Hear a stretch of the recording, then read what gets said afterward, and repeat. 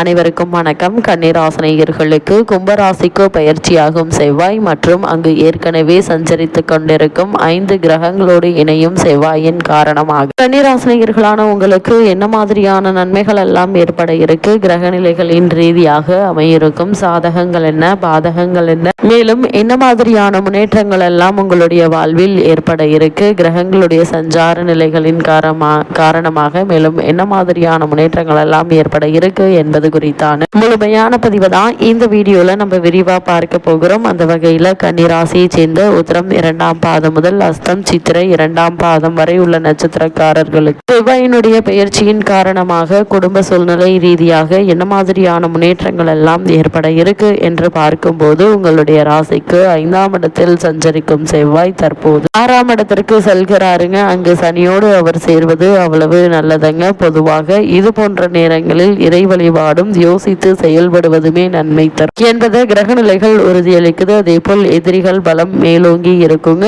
இந்த நேரத்தில் எதையும் திட்டமிட்டு உங்களால் செய்ய இயலாது. திடீர் தாக்கங்களை சமாளிக்க முன் யோசனை மிக மிக தேவைங்க. இருந்தாலும் குரு பார்வை குடும்பத்தில் பதிவதால கடைசி நேரத்தில் நீங்கள் முயற்சித்த காரியங்கள் அனைத்துமே ஒன்றை கூடிவிடும் என்பதால் நீங்கள் கவலைப்பட வேண்டிய அவசியம் இல்லைங்க. உங்களுடைய முயற்சிகளுக்கு நல்ல ஒரு முன்னேற்றம் நிச்சயம் உங்களுக்கு ஏற்பட இருக்கு. அதே போல் கும்பராசியில் சூரியன், புதன், சுக்கிரன், சனி, ராகுவோடு செவ்வாய் இணைகிறார். இந்த 6 கிரகங்கள் அனைத்தும் ஒன்றாக இணையும் போது கன்னிராசினியர்களான உங்களுக்கு எதிர்பாராத நன்மைகள் எளிதில் கிடைக்குங்க. விரையாதிபதி சூரியன் 6இல் இருப்பதால விரயங்கள் குறையுங்க. வீடு மாற்றம், இடமாற்றம் உண்டு. உத்தியோகத்தில் வரவேண்டிய சம்பள உயர்வு வந்து சேர இருக்கு. அதிகாரிகளின் அனுகூலம் நிச்சயம் உண்டுங்க.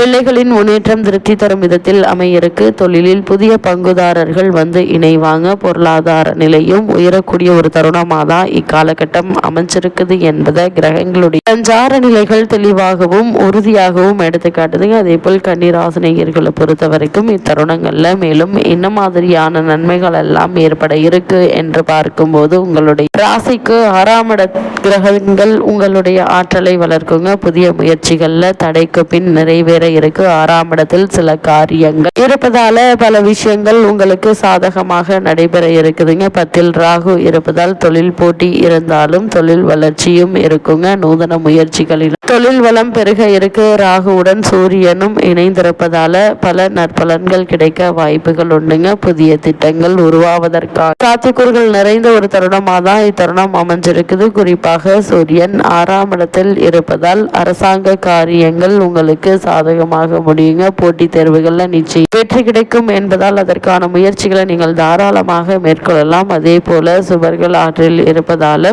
சுபகிரகங்கள் 6இல் இருப்பதால விரும்பத்தகாத சில விளைவுகள் உண்டுங்க. சிறு கடன்கள், எளிதில் தீரக்கூடிய நோய்கள் ஏற்படலாம். அதனால் உடல் ஆரோக்கியத்தில் கவனமாக இருங்க. சிறு உடல் உபாதை என்றாலும் கூட உடனே மருத்துவரிடம் அணுகி அதற்கான சிகிச்சை பெறுவது நல்லது. அதே போல் பிறர் உங்களுடைய விஷயத்தில் தலையிடுதல் முதலியவை நடக்குங்க. வேலையில் தாமதம் இருக்கும். அதே போல் வருமானத்தில் அவ்வப்போது சிக்கல்கள் உண்டாக இருக்கு. 6இல் சுக்கிரன் இருப்பதால பெண்கள் விஷயத்தில் ஜாக்கிரதையாக இருக்க வேண்டும். வாகனத்தில் பயணிக்கும் போதும் அதிக கவனத்தோடு இருக்க வேண்டும் என்பதை கிரக நிலைகள் மீண்டும் மீண்டும் உங்களுக்கு அறிவுறுத்துதுங்க. எடுத்தும் கௌத்தம் இல்லாமல் சற்று பொறுமையாக நிதானமாக இருப்பது அவசியம். அதே போல கன்னிராசினியர்களை பொறுத்த வரைக்கும் காலகட்ட கிரக நிலைகளை ஆராய்ந்து பார்க்கும்போது ராசிநாதன் புதன் 6ஆம் இடத்தில் சஞ்சரிக்கிறாருங்க. மறைந்த புதனால் நிறைந்த லாபம் உண்டு. ஆனால் அதே நேரம் 6ஆம் இடத்தில் விரையாதிபதி சூரியனும் இருக்கிறாருங்க. எனவே விரயங்களும் கொஞ்சம் அதிகரிக்கதாங்க செய்யும். வீடு வாகனங்களால் செலவுகள்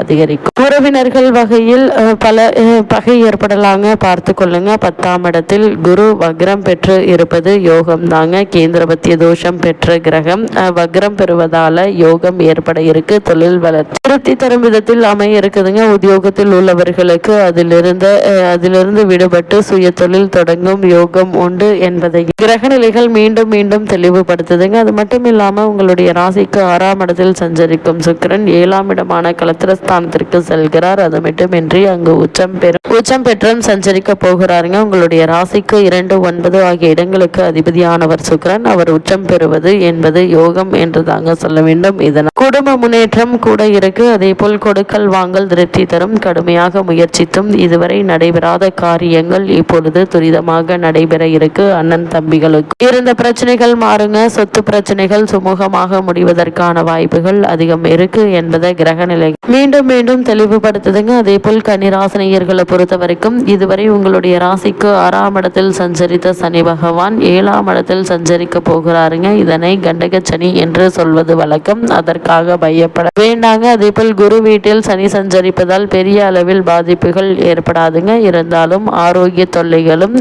ரண சிகிச்சைகளும் ஏற்படலாம். மருத்துவ செலவு அதிகரித்து மன வருத்தம் கொடுங்க. எதிர்மறை சிந்தனைகளை தவிர்த்து நேர்மறை சிந்தனைகளை வளர்த்து கொள்வது மிக மிக நல்லது. மேலும் சனி கவசம் பாடி சனி பகவானை வழிபட்டால் கன்னிராசினியர்களான உங்களுக்கு பல நன்மைகள் ஏற்படுங்க. சனியினுடைய பார்வை பதியும் இடங்கள் புனிதமடைந்து உங்களை முன்னேற்ற பாதையில் அழைத்து செல்ல இருக்கு. உங்களுடைய ராசிநாதன் புதன் சனிக்கு நட்பு கிரகம் என்பதால பெரிய அளவில் பாதிப்புகள் ஏற்படாது. பிரச்சனைகள் படிப்படியாக தீருங்க. தாயினுடைய உடல் நலத்துல கவனம் தேவை. தந்தை வழி உறவில் இருந்த விரிசல் அகல இருக்கு. பூர்வீக சொத்துக்களை விற்று புதிய சொத்துக்களை வாங்க இருக்கீங்க.